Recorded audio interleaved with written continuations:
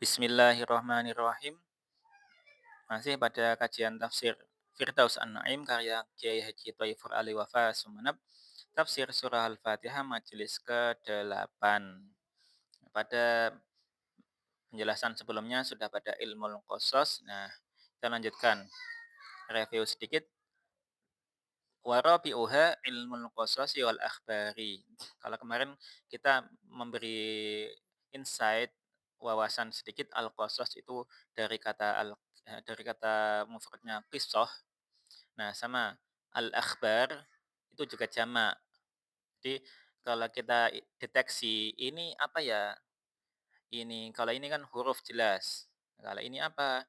Isim. Kenapa isim? Karena ada al. Nah, sekarang kita juga harus pahami apakah ini isim mufrad? Tidak. Berarti jamak. Kalau jamak, jamak apa? Jamak taksir. Karena tidak mungkin mudzakkar salim tidak, muannas salim tidak. Maka kemungkinannya cuma jamak taksir. Nah, dari mana mufradnya? Dari khobar. Jadi cara mencari asal mufradnya ya cari 3 hurufnya. Kha, ba, ra. Oh, khobar. Khobarun, khobaroni, akhbarun. Kabar-kabar. Al-qasas wal akhbar. Bedanya apa sih kisah sama kabar? Lah jelas berbeda. Hmm. Nah, kalau mau tahu perbedaannya bisa mengkaji lebih lanjut di bidang yang spesifik ya, bukan di sini. Al-qasas wal akhbar khususnya apa? Kisah-kisah dan kabar-kabar, berita-berita anil umami dari umat-umat as-sabiqati yang telah dahulu. Nah, anil sudah jelas ya, bacanya ani. Kenapa ani? Asluhu an. Tapi karena ini gabung dengan al-umam, gak mungkin sukun 2 dibaca an al-umam. Itu enggak simple. Padahal orang Arab itu suka yang simpel-simpel, suka yang sederhana. Ya sudah, karena ini iltiqa'us sakinain, maka yang an ini dikasih kasroh. Kaidahnya kan as-sakinu idza hurikat bil kasri. Huruf yang bersukun jika mau diharokat itu ya harokatnya satu-satunya pakai kasroh. Nah, an jadinya anil. Nah, seperti itu ya. Anil umami. Jadi nggak usah bingung. Loh, ini kan mestinya baca an, kenapa baca anil? Nah, jadi anil umami. Tapi nanti akan berbeda ketika kaitannya dengan contoh seperti nanti ya. Di sini ada min, ada al-kufari. Nggak boleh dibaca minil, minil kufari karena kaidah asakin tadi idah hurikat bil kasri tidak seperti itu. Nah, ada kaidahnya sendiri nanti. Nah, anil umami. Umami itu jamak ya, harus kita sadari, kita pahami. Dari mufradnya apa? Ummatun, ummatani, umamun. Padahal umma itu sudah jamak ya kontennya. Kalau dinamakan kosakatanya ya memang mufrad. Tetapi kalau kontennya ummah, umat itu kan banyak orang di dalamnya. Nah, yang dimaksud di sini ya berarti banyak umat ya, lebih banyak orang lagi. Jadi jangan bingung ya. Jadi al-umami di sini tidak hanya satu umat, tapi di umat-umat yang banyak di banyak tempat. Nah, as-sabiqah yang telah dulu. Nah, kalau kita cerna ini isim fi'il huruf ya isim pasti karena ada al. Nah, tapi ini isim isim apa aslinya? Harus tahu. Oh, ini isim fa'il dari kata-kata sabaqo. Sabaqo yasbiqu sabaqon. Dan nanti isim fa'ilnya sabiqun. Sabiq wa huwa sabiqun. Wa dzaka masbuqun. Nah, kalau masbuqun kita kenal dalam sholat makmum masbuk. Kalau ini sabiq. Nah, jadi isim fa'ilnya. Kalau mu'annas sabiqoh. Nah, seperti itu ya. Saya ulangi. Wa rabi'uha ilmul qasasi wal akhbari 'anil umamis sabiqati. Nah, ini cukup mudah sekali. Memang kalimat-kalimat yang dipilih oleh Kiai Taufikur memang kalimat dengan kosakata yang cukup mudah sih untuk orang-orang Indonesia yang tidak asli bertutur bahasa Arab. Jadi maka termasuk juga, mengapa kami pilih, kajian kitab ini sambil baca kitab latihannya, karena struktur kosakatanya juga mudah-mudah, untuk pemula enak, kecuali di bagian-bagian tertentu ya nanti, mulai agak rumit. Saya lanjutkan dulu, wa qad jama'at as-su'ada'a minal anbiya'i wa ghairihim fi alladzina an'amta 'alaihim. Nah, kalau pada pertemuan awal-awal dulu kita masih perdebatkan ini bacanya jamaat atau jumiat. Nah, sekarang mulai kelihatan titik terang, ternyata penulis lebih cenderung pada jamaat. Buktinya apa? Nah, buktinya ya di sini. Hmm, nggak mungkin kalau dibaca jumiat as-su'ada'u. Kenapa? As-su'ada'u ini mudzakkar. Orang-orang yang bahagia, yang selamat istilahnya. Orang-orang yang bahagia ini kan kumpulan orang. Kumpulan orang itu umumnya memakai mudzakkar walaupun di dalamnya ada orang perempuannya ya. Contohnya apa? Kita sering baca assalamualaikum padahal kita lewatnya majelis ibu-ibu misalkan kayak gitu. Atau di ruangan campur bapak bapak ibu atau putra-putri di situ. Kita cukup assalamualaikum. Nah, sama halnya di sini. Nah, as-su'ada ini kumpulan orang bisa jadi putra-putri, bapak-bapak, ibu-ibu, tapi umumnya tetap pakai ini statusnya adalah mudzakkar. Karena mudzakkar nggak mungkin ini kalau dibuat majhul jumiat tidak mungkin. Maka yang lebih prefer dipilih oleh mu'alif maka tentunya waqad jama'at. Maka terus failnya mana? Failnya tetap otomatis surah Al-Fatihah kayak gitu. Waqad jama'at dan telah mengumpulkan apa yang telah mengumpulkan surah Al-Fatihah sebagai failnya ini diwakili oleh taknis ini untuk merujuk kepada surah Al-Fatihah. As-su'ada'a orang golongan orang-orang yang berbahagia. Nah, ini jamak ya dari kata-kata sa'idun. Sa'idun, sa'idani, su'ada. Nah, sa'idun itu orang yang bahagia. Kita lebih cenderung ke isim masdarnya ya, sa'adah. Nah, kan banyak nama-nama sa'adah. Sa'adah itu kebahagiaan. Sa'id orang yang bahagia. Nah, kalau su'ada golongan orang-orang yang bahagia.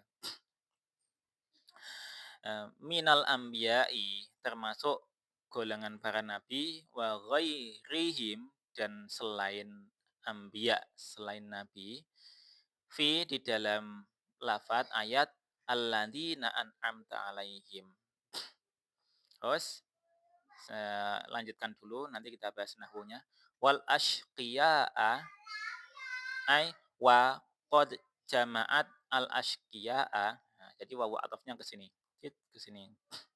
Mengandung qad jama'at juga. Maka ini langsung maf'ul bihnya di sini. Wal ashqiya'a. Kenapa a? Karena ini juga ikut ini. Karena kalau ini statusnya maf'ulnya di sini, maka ini otomatis juga maf'ul dan surah Al-Fatihah juga telah mengumpulkan orang-orang yang celaka. Nah, mufradnya adalah syaqiyun. Syaqiyani asyqiya. Orang-orang yang celaka minal kufari termasuk golongan orang yang kafir, orang-orang yang kufur.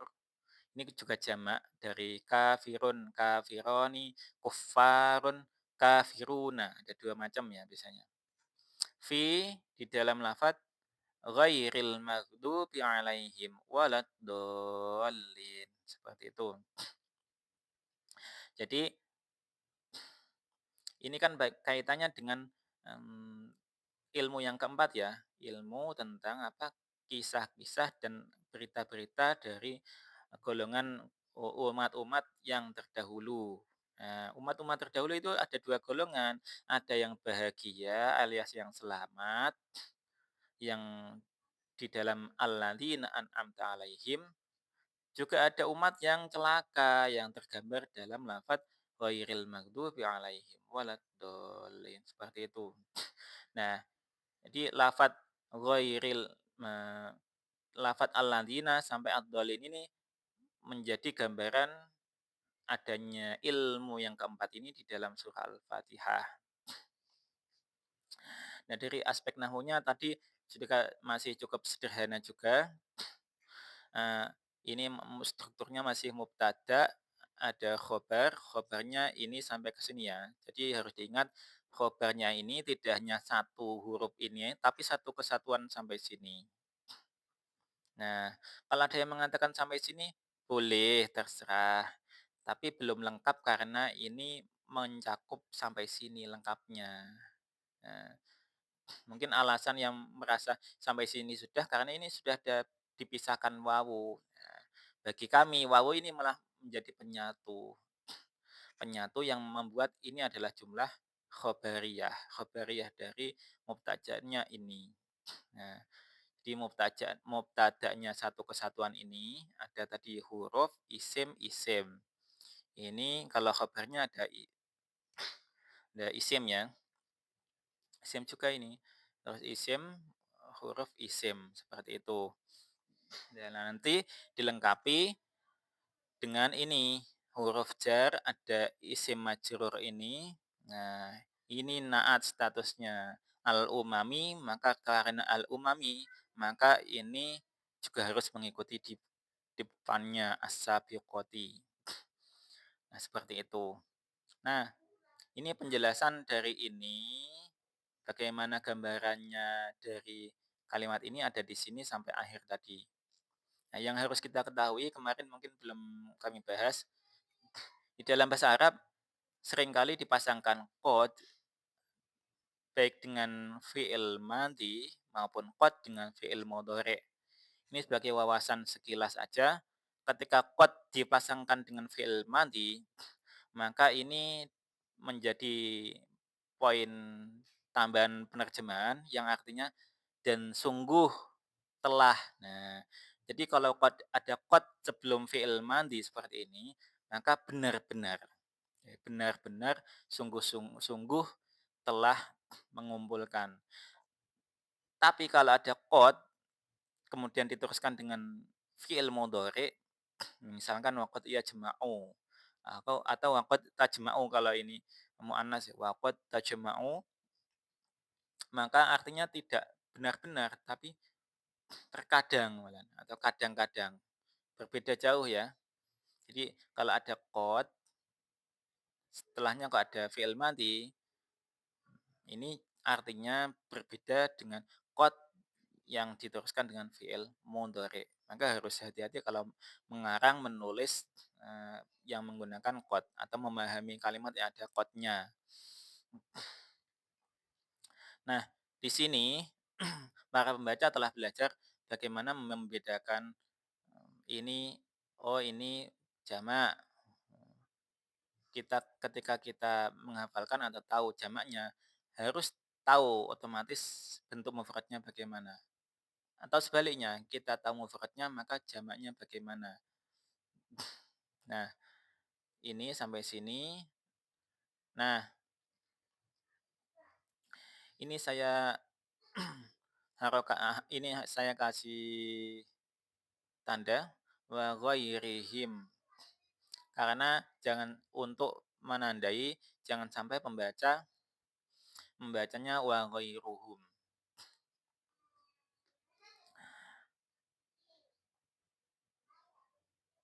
Nah, kenapa kok ada yang baca wa ghairuhum? Jangan pula dibaca wa ghairahum. Kalau dibaca wa ghairahum, otomatis ini nanti atofnya ke sini ya. Ghaira berarti wa qad jama'at as-su'ada minal anbiya'i wa ghairahum. Nah, jadi wa ghairahum dan juga selain as-su'ada. Nah, padahal ini merujuknya tidak ke selain as-su'ada, tetapi selain anbiya, golongan-golongan selain anbiya yang juga termasuk as-su'ada, gitu loh maksudnya. Buktinya apa ya? Nanti di dalam tafsirnya, ini kan baru belum mulai untuk tafsir ayat per ayatnya ya. Ini masih mukadimah. Jadi sekali lagi, ketika ada lafadz kayak seperti ini, kan nggak ada harokat aslinya. Ada wa, terus goir, terus hum. Apa dibaca wa ghairahum ya? Nah, wa ghairahum berarti wa qad jama'at juga surat Fatihah ini juga mengumpulkan selain as-su'ada juga. Ya pasti, yaitu al-azkiya. Tapi kan al-azkiya ini sudah dibahas, hanya 2 golongan ini aja. Jadi nggak ada selain itu, karena ini berlawanan kata. Pilihan katanya cuma orang itu kalau nggak bahagia ya celaka, kalau nggak celaka bahagia, tidak ada selain itu. Maka kalau dibaca ghairahum jelas salah, ada dot ya. Terus dibaca ghairuhum ya juga salah. Kok bisa salah? Nggak ada jelunturungnya, nggak ada asal muasalnya. Kenapa dibaca ghairuhum? Nah, jadi di sini kan statusnya kalau nggak ghairuhum nanti masuknya kemana? Nggak mungkin. Masa di sini maka jamaat ghairuhum. Padahal ini jamaat. Harusnya fa'ilnya adalah mu'annas. Sementara ghairu nggak boleh jadi fa'il. Nah, seperti itu ya. Jadi satu-satunya yang memungkinkan dibaca wa ghairihim untuk mencapai pemahaman yang baik dan benar. Karena pemahaman itu kadang baik tapi enggak benar, atau sebaliknya pemahamannya baik benar tapi enggak baik. Nah, itu ya. Fil ladzina an'amta 'alaihim, terus wal asyqiya. Nah, jadi as-su'ada minal anbiya wa ghairihim. Ini wa ghairihim itu selain anbiya apa aja ya, termasuk as as-siddiqin, asyhada, as-sholihin. Nah, ini selain dari anbiya yang masuk golongan orang-orang yang bahagia.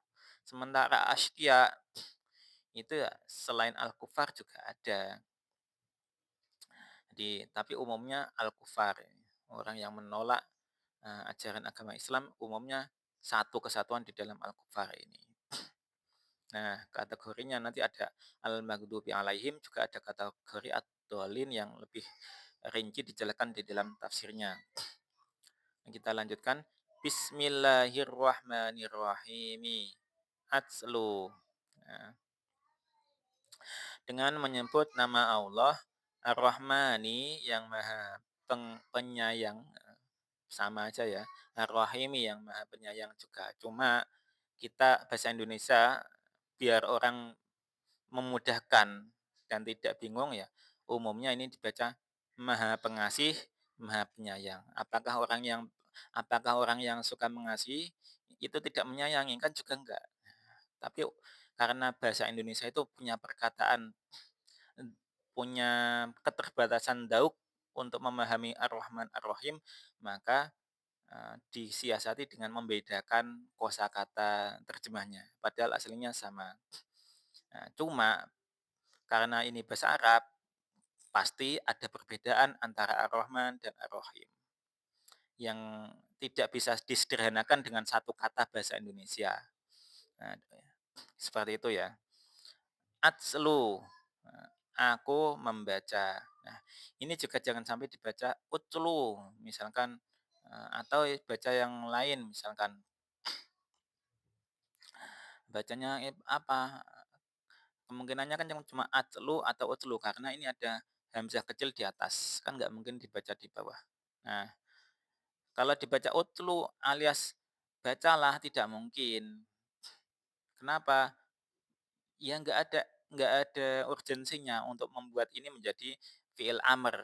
Kalau utslu kan fi'il amr. Lah, ini yang pantas adalah atslu. Aku